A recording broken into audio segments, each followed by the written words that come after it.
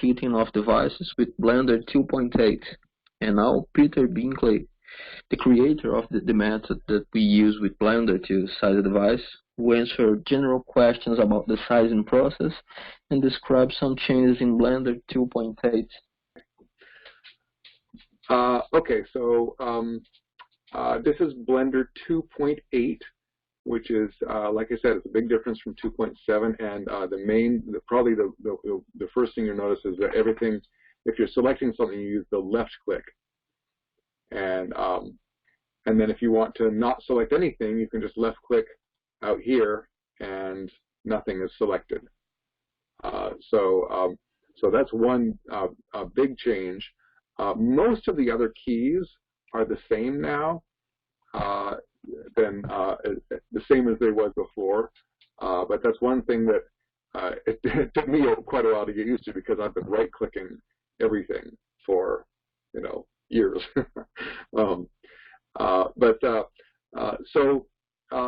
The process also of the photos is a little bit different when you're bringing in background images.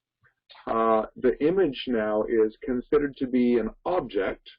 It's not, and it doesn't come up in a panel exactly, but you treat it like you would treat other objects. There are two ways actually to bring images, background images, into the viewport, into the window. One is to just drag and drop. Another one, you can hit add down here. There's a little button here, and you can see image, and you go to background for a background image.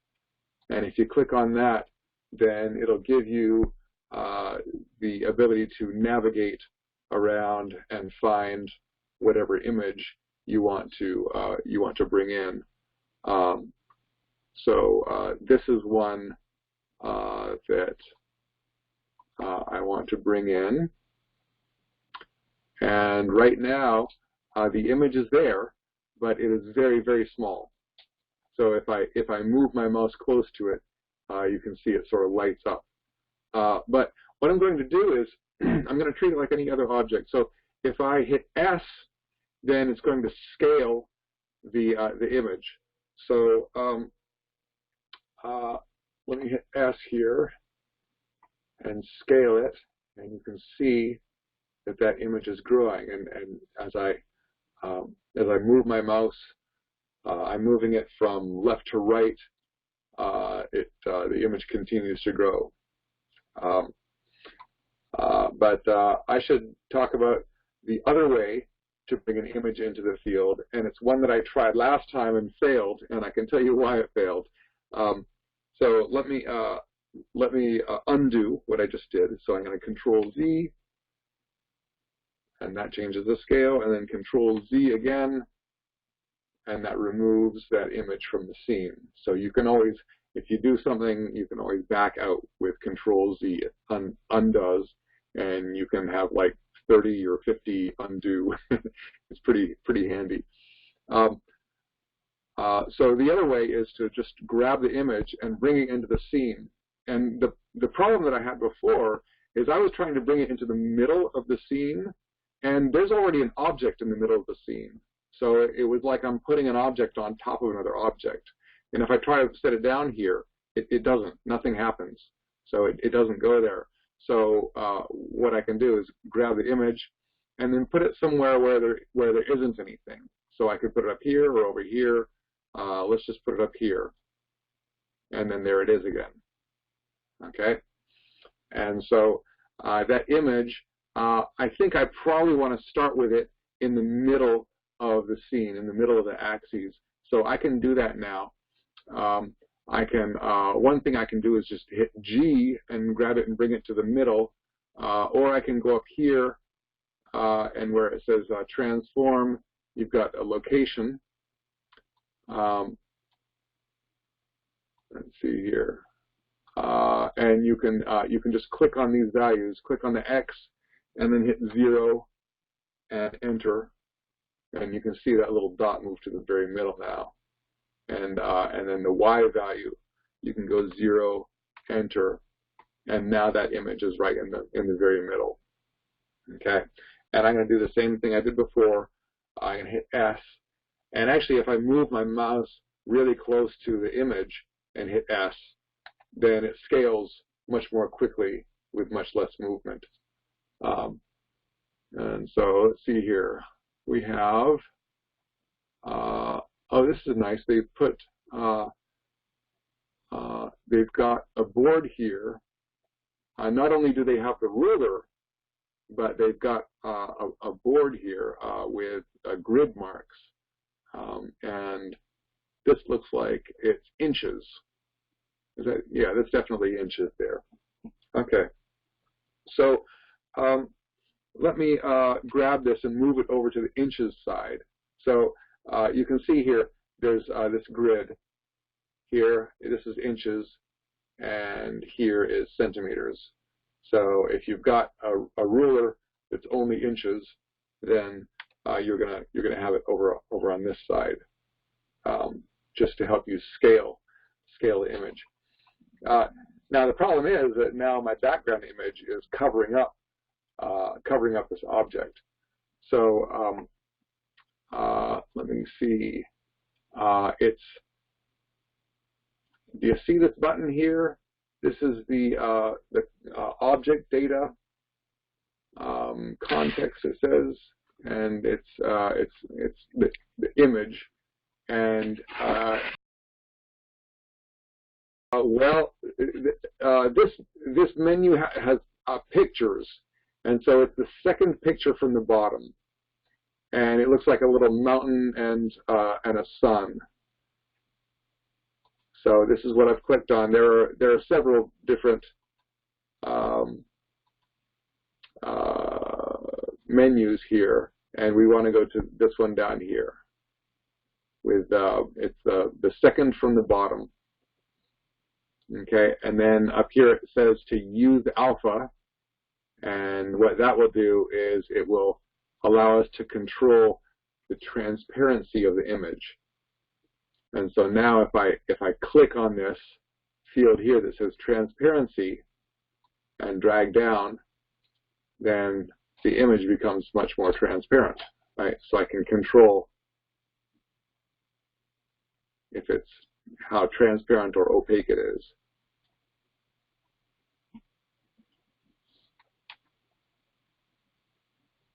Okay, so I've actually got it scaled pretty close to where I want it.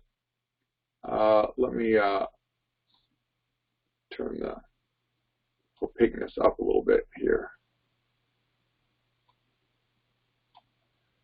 Okay, so you can see the two grids, and they're pretty close, right? So I think I need to make my image just a little bit bigger, and actually I can also rotate. I just hit R for rotate, and it rotates that image, and I can make that grid totally line up. And now I'm going to hit S and scale it up just a bit until the lines in the image match up with the lines on the inch grid there, and that's pretty close right there. Okay, so so this would be the top view. Okay, and now we can do the side view. Now, this person has their affected limb is their right hand, and so we want to use the left view actually for the other image. So let me drag another image into here. But first, I want to be in the left view. So number pad 3 is right view, but control number pad 3 is left view. And so if you're bringing in an image, you want to be looking in the direction that the image will show up. if that makes any sense. You can also, down here, there's a button that says View, and you can click on View, and, wait, which one? It should be, I should be able to look. Here we go. Viewpoint, and you've got a choice between top, bottom, front, back, right, and left. If your computer doesn't have a number pad, you can use this option. But my keyboard does have a number pad, so I use the number pad for that. So I'm in right view. I'm sorry, it's left view because it's a right hand. I know it's a little confusing, but let me bring this image in on the right hand, and I'm not going to drop it here in the middle. I'm going to drop it where there isn't another object, and there it is. Okay, so this time I'm just going to hit G. Whoops, let me get in Blender, and now I'm going to hit G and move the object kind of close to the middle. It's not going to end up being exactly in the middle in the end anyway. And then I'm going to hit S to scale it up. Okay. And then again, I need to go in to this button that's the second from the bottom here and hit where it says Use Alpha, turn that on, and then in transparency, I'm going to turn the transparency down. And I think about somewhere around 0.4 is pretty good because it lets you see the lines underneath. It lets you see the inch and centimeter grids. So on the side view, the centimeters on the top and the inches are on the bottom, and this image is in inches. So let me select the image again by clicking on it. Okay, and I'm going to hit G to grab it. Okay, and move it down into the inches grid. And looks like it's much too small right now. So let's hit S to scale it. Okay, to where the squares in that image are close in size to the squares in the grid. Let's see here.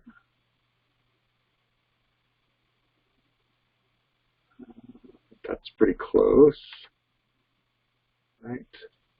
And then I can hit R and rotate it just a little bit.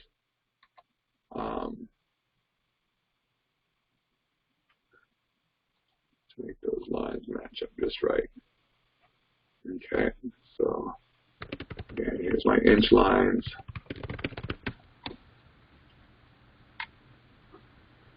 And yeah, it's actually the Blender grid is in metric. So the grid that you see in the background of everything in the whole Blender world, this is in metric. At least I have it set to metric. But Peter, isn't the grid that you're aligning to, don't you have that configured so that each square is 1 inch on the grid that you're using? That's right. So the grid is actually in this Blender file, in this sizing file that's on Thingiverse.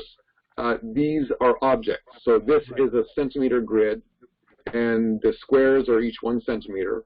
Right. And down below, this is an inch grid. Right, but what we're trying to point out is in your photo, if you look at the squares in the grid in the photo, it's actually 2 squares per inch if you compare those squares to the ruler. So you're aligning the one grid to the other. I think you're actually scaling it twice as big as it should be. You are totally correct. Ha! Yes. Thank you for pointing that out. All right. So Thank you. I better fix that. So let me hit S. Actually, since I'm exactly double, I can go S and then hit 0.5. So let's S and then 0.5 and then hit enter. And that will make it exactly half of the size that I had it. Which makes sense because I didn't think that this child had such an enormous hand that we would have to scale these poor devices up to 300%.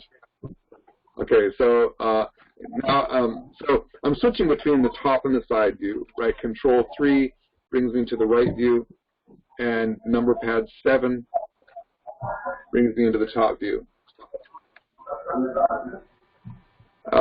So let me select this image too. I'm just going to left click, just click on it. And again, this one's also double sized. So I'm going to go S and then 0.5 and then hit enter. Okay.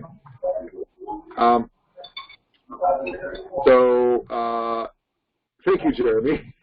Now things should be scaled just right. If I let me hit G to grab it, and yes, it looks like everything lines up just about perfectly. I think if let's see, if I look over several inches, if you just scale it to 1 inch, then the middle of the image is scaled properly. When someone takes these sizing photos, there's always a little bit of distortion. I think that whoever took this photo was a little bit too close to the arm, so you can see that down here where the ruler says 12, it doesn't really line up with the grid anymore.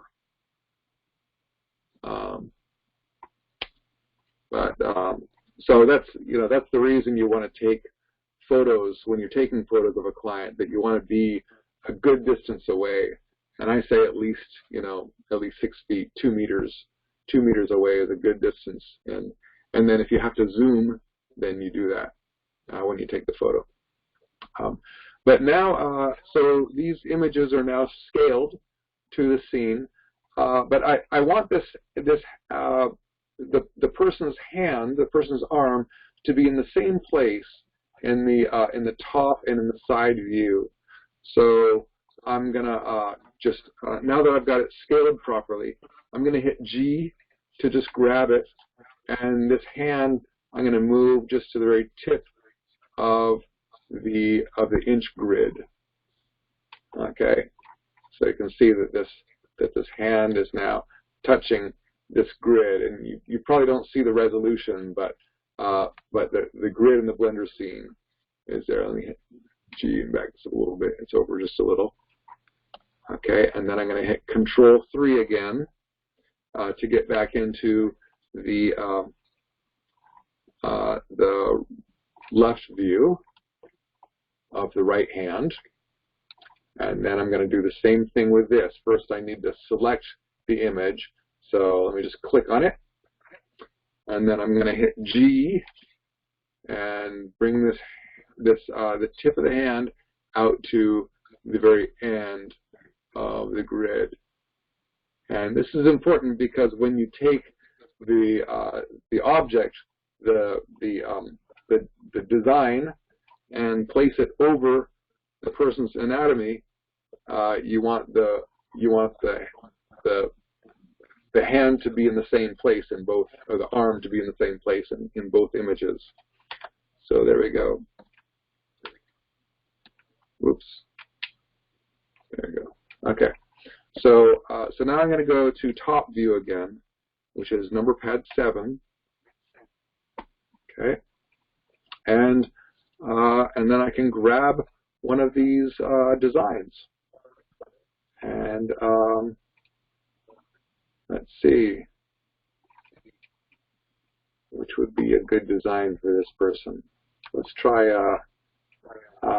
here's a phoenix. Let's try that out.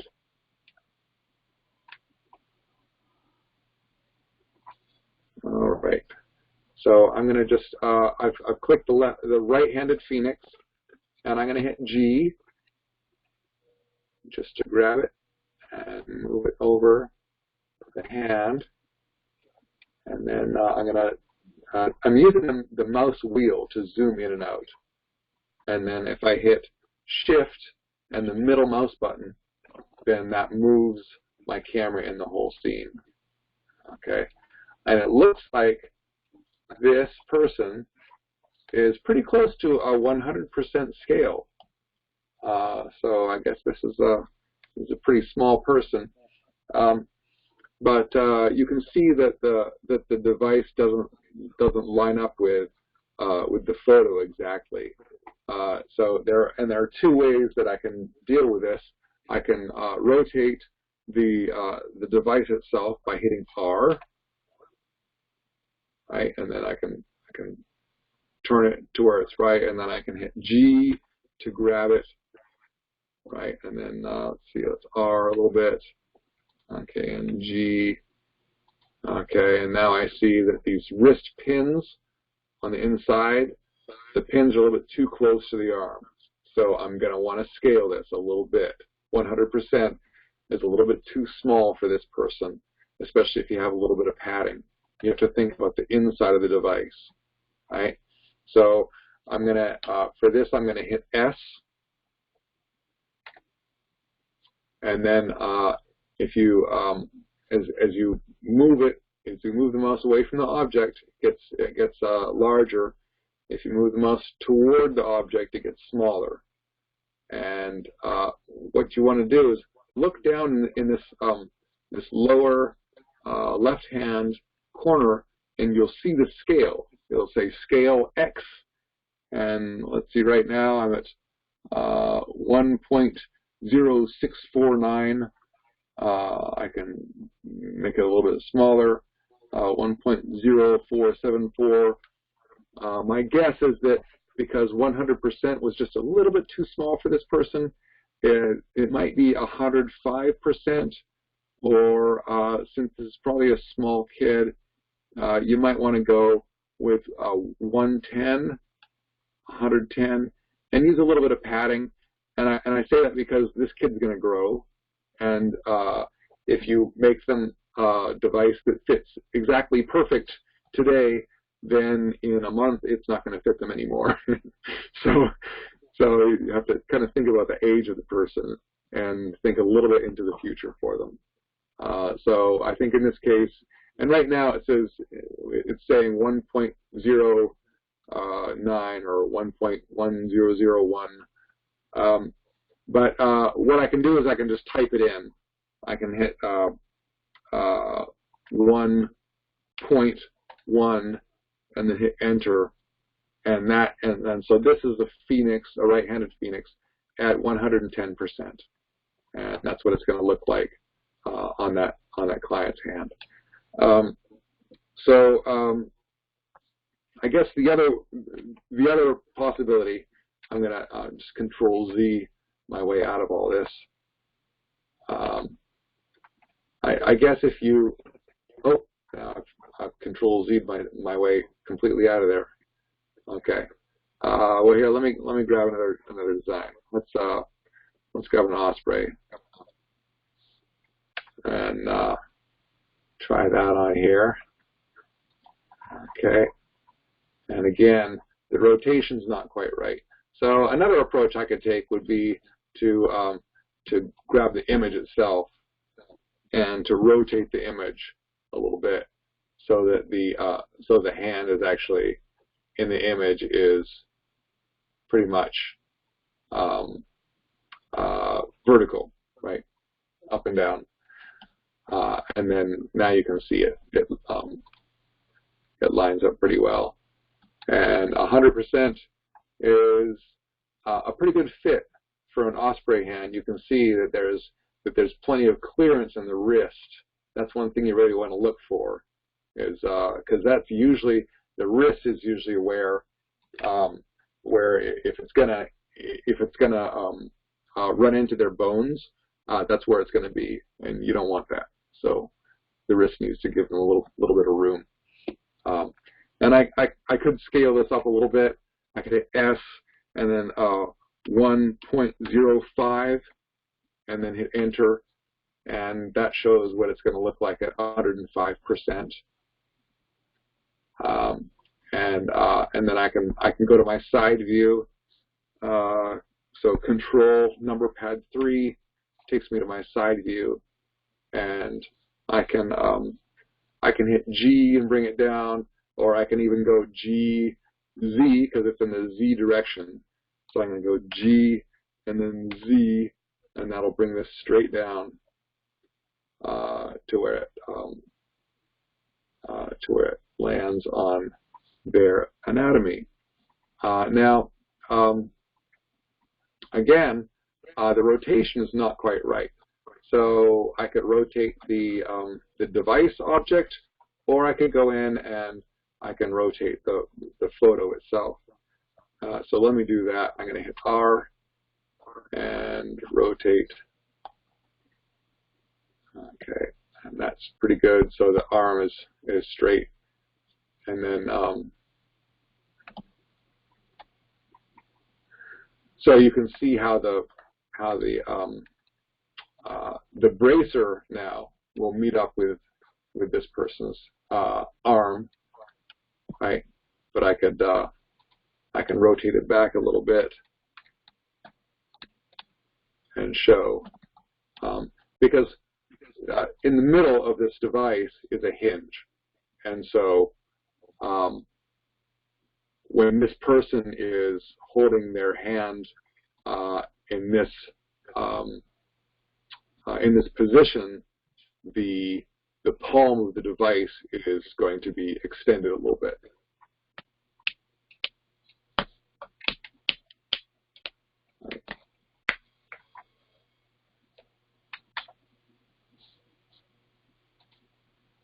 Oops.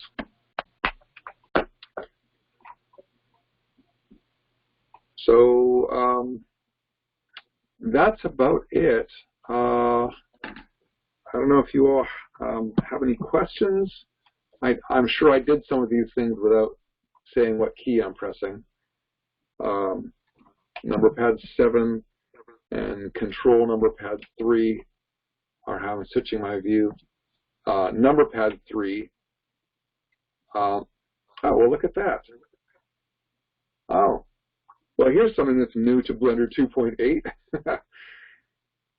An image that you put in with a left view, when you switch to right view, you get a mirror of that image. Wow, in the past I would get nothing. I mean, in previous versions. So that's pretty cool. I can actually look at this from either side. Hi. I think I might have just answered my own question, but maybe you can confirm this for me, Peter. When I use Blender, I'm on a MacBook, so one of the things that's always been challenging for me is I don't have a number pad, and I was actually just doing a little Googling, and I found that under Preferences in Blender, under the Input section, there's a checkbox for Emulate Numpad, and I just turned that on, and it looks like that makes it so that I can just use the regular numbers at the top of the keyboard, and I think it's acting the same as the number pad. Is that something you're aware of, or am I understanding that correctly? Well, is it working for you? Well, if I push 7, it seems to be in a top view. If I push 3, it says right orthographic. Is that right? Yeah, yeah. Okay. If you hit 3, then you would get a right view, right? Okay, yeah. So I'm not great.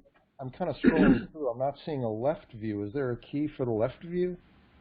Yes, it's Control 3. Oh, okay. So that does work. For anybody out there who's using a Mac, if you enable that option for Emulate Numpad, then you can use the numbers at the top of the keyboard in the same way. Oh, that's really handy. Thanks for sharing that. Now I know. Yeah. Yeah, so if you go to Edit And then on the bottom it says Preferences. That gives you a lot of control over Blender. You can go to Interface and let's see here. Where would that be? The setting I was talking about is under the Input category, Peter. Oh, Input. There you go. Yep. It's at the top. Okay. There. Oh, yeah, at the very top of Input. Keyboard, Emulate Numpad. So if you click on that, then the numbers at the top of your keyboard will be like your number pad buttons, which means that you'll be able to use those keys to switch your view, which is great. 7 gives you a top view, and then 3 gives you the right view, and then Control 3 gives you the left view. And those are the ones that you would use in the sizing process.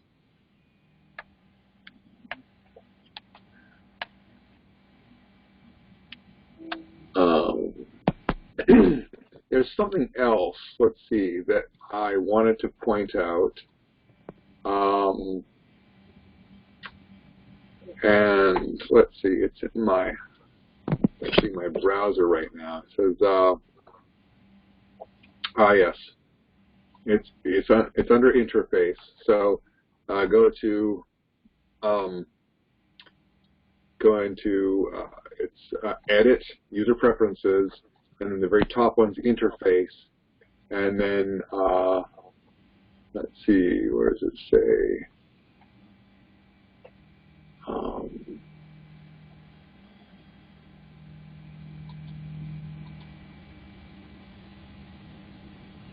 It's the problem that I'm solving here is to keep you in orthographic view, because a lot of the time when you use those, especially with the switch to Blender 2.8, when you use the view keys, like the top view and side view, and then you use your middle mouse button to move or to navigate around, it'll take you out of orthographic view and into perspective view. And perspective view is not useful in the sizing process, so you want to stay in orthographic view. Okay, and the item we're looking for is auto perspective. And we have a question here, Peter, from Wedson, from Brazil.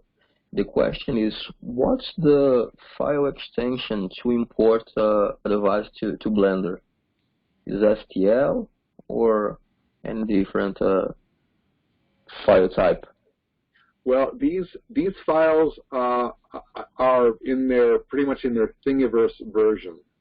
So these are, many of them are pulled directly from Thingiverse, and some of them are my own designs, and so they've been exported from Blender. But yes, they're all, I brought them all into this scene as STL files. Thanks, Peter. Sure. I have one question too. It's related to the process. When you size a device, do you take in consideration the non-affected limb? Because sometimes it's very important the symmetry between the non-affected limb and the limb with the device, right? You guys look at this too? Sure, sure, yeah. Let's see, I've got some images like that. So yeah, here's an example. So let's see, let me take this image, and I'll just bring the transparency all the way down so you can't see it. And I'll bring another image in. Here's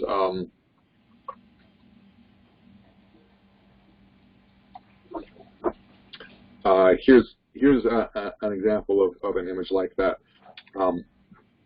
Oops. Okay. Let me get G and then S. Okay. Oh, and I've already labeled this one a little bit. But so I'm going to use alpha and then turn the, oops. And then click in here to turn the transparency down. Okay. And this person is the affected limb is the left hand. Right. So so I wouldn't be using that. That's a right-handed device. But yeah, so first I would select the image just by clicking on it. So yeah, the image is just treated like an object, and then hit S to scale it up. So this ruler has inches, both inches and centimeters. Yeah, so we can go over to the centimeter side, and we can line it up with centimeters if you like.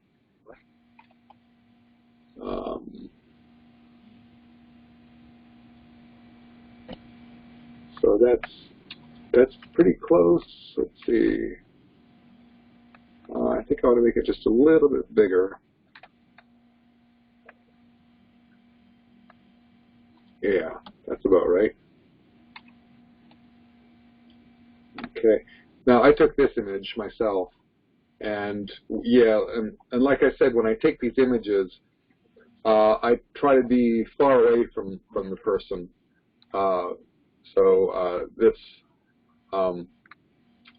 This person has both of his hands up on the wall, and I think I must be 10 or 15 feet away, so 3 or maybe 5 meters away from the person.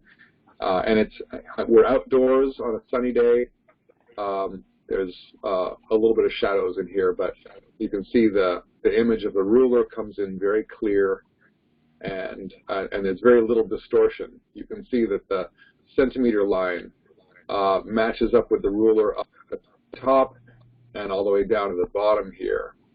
So this image has almost no distortion. So that's what you get when you stand far away from the person when you're taking the picture. So yeah, now this image is scaled correctly, and I can take a let's try the flexi hand here, and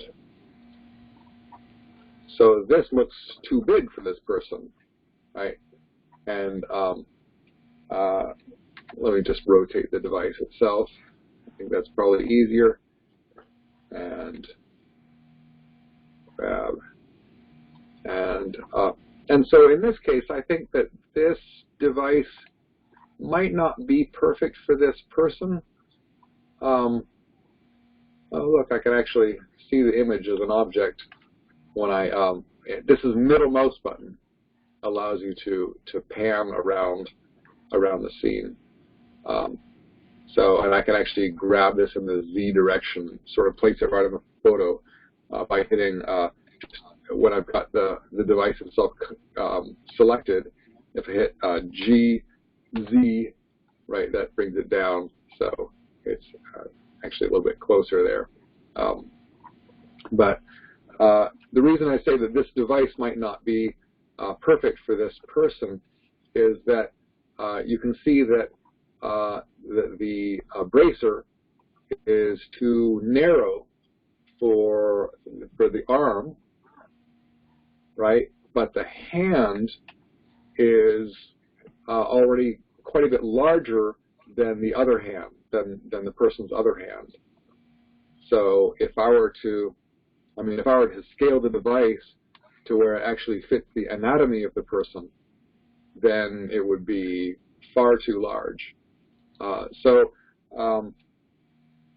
I think now there are different bracers for the flexi hand, and I think that actually the flexi hand has been largely made into flexi arms, into elbow-powered devices, and it does wonderfully as that.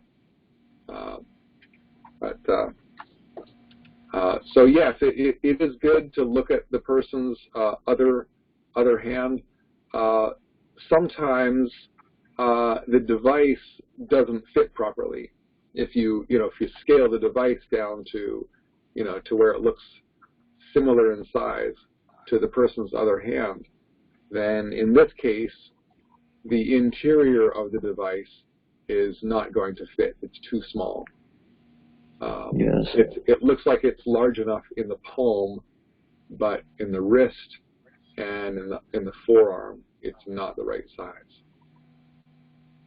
Yeah.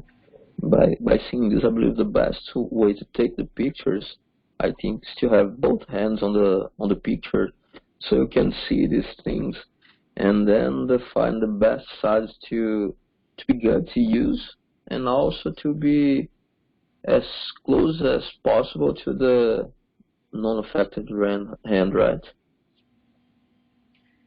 Yeah. I think that's generally what you'd want to do. Yeah, is to make it to make it fit properly, and also to try to balance with the other hand. If that's what they want. Some kids want a small hand or a big hand, but most people want a hand that is about the same size as their other hand. Yes. Other question, Peter, is the file that you use on Blender 2.8 to do this work is the same file you use on the old versions, or we need a new file to work on the new Blender version? It is the exact same file. So it's the file that you get from Thingiverse. It's the Blender device sizing file, version 1.4. But you just the only difference is that I have Blender 2.8 installed on my computer. So it's the same file, but it's opened up using a different version of Blender. So, and that's the default that I have set up on my computer. If you have another installation on your computer, if you're using Blender 2.79 or 2.75, then you can open the file with that too. It's just that the interface will be different. It'll be a different version of Blender. So you'll have to right-click in order to select things, and you'll bring in background images using a whole different method. I understand. Another question, Peter, is that we have a lot of wrist-activated devices, but for example, if we have an ARM device, we can import this to Blender and try to do the same process. Do you think it can work like that, or no, is a different process for ARM devices? For example, the Qual ARM, that we have the ARM, but we don't have a similar process as this one. It can work like that, or this process is just for wrist-activated devices only? Well, no. I think we could do a Quo ARM. Let's see. It would take a little process to do this, but let me see here. I can just go to. So if you want to import another device, you can, let me see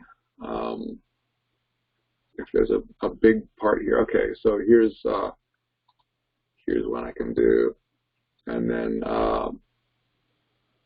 maybe this and this. Okay, so I've got some of the elements of the Quo ARM. Okay. And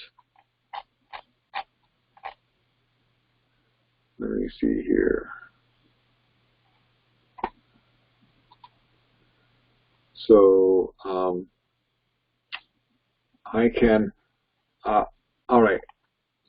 there are a couple different things you need. One is you edit preferences, and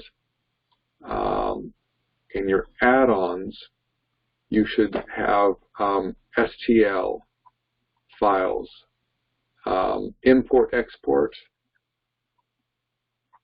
STL format should be selected. Okay, and that's in your add-ons. So you go to Edit, User Preferences, and then it'll pull up a window that's your Blender preferences. And then you have a choice here on the left: Interface Themes, Viewport, Lights, Editing, Animation, Add-ons. You go to Add-ons, you click on that, and then it gives you, it shows all of the add-ons that are available, and some of them will be selected. And so you want to make sure that you have Import, Export, STL format selected. Okay, so that's one thing that you're going to need. And now you just close the preferences, you check that it's selected, and then you close the preferences, and then you can go to File at the top, and then come down to Import, and then there are all the different files that you've selected to import, and you go into STL. Okay, and I've got, let's see, and then you click on the object and then import STL. Okay, so there's one part of it, and then let me import something else, another STL, and I think it's, okay. Oh, I see. Okay. So, yeah, one of the things, we're in wireframe right now, and if we want to see what this looks like as a solid, we hit Z or Z on the pad, and then you've got these selections. You've got wireframe, which is what we have selected already. Go over here to solid, and everything will look solid. Okay. Wireframe is nice when you're trying to size something. So you go to Z, and then you go to wireframe, and you can see through all these objects. Again, you go Z, and then go to solid, and you'll see what these objects look like solid. Okay, so this would not be the perfect orientation for this device or for this object right now. So if you think about the orientation that the other objects are in, let's see, so I've got, so there's this object and then there's this object. There are two different objects.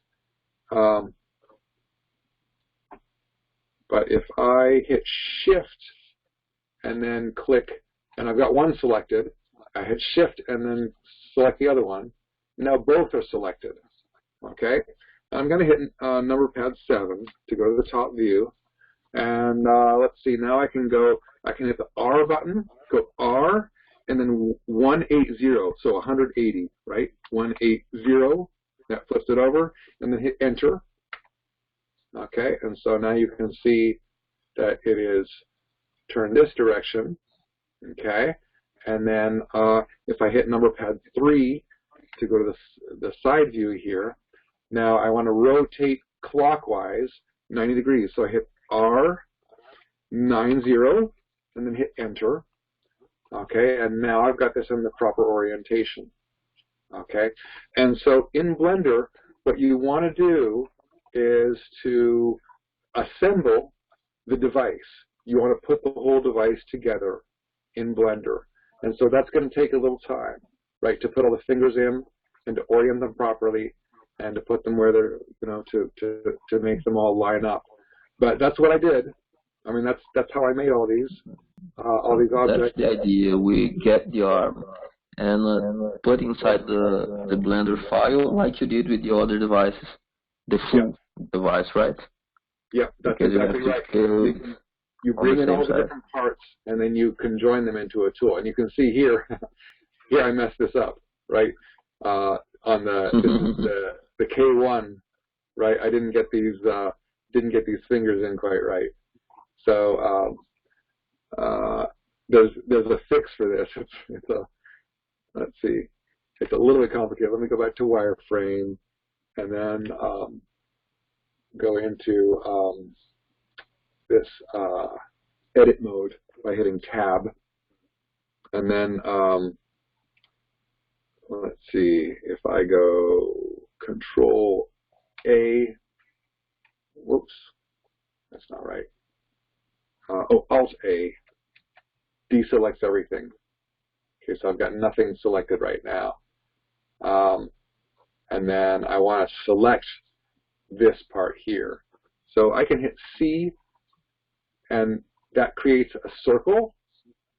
And I can change the size of the circle with the wheel, and I can select everything that's in the circle here with the left click, right? And now I hit the right button, the circle goes away. Then if I hit my middle mouse button, right, then I can see that I've got all of the vertices selected for that object, okay? And it's important that you have them all selected. If you have one of them not selected, then you'll end up with a mess. But now, what I've done is I've got this oriented badly, so, or I've got the pinky finger is detached, right? So now I'm going to hit GZ or GZ to bring it down. So G, right?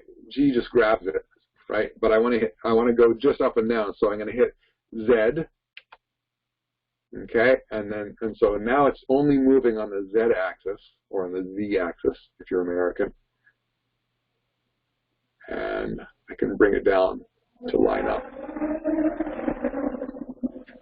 Okay, and that lines up pretty well. And now that's perfect.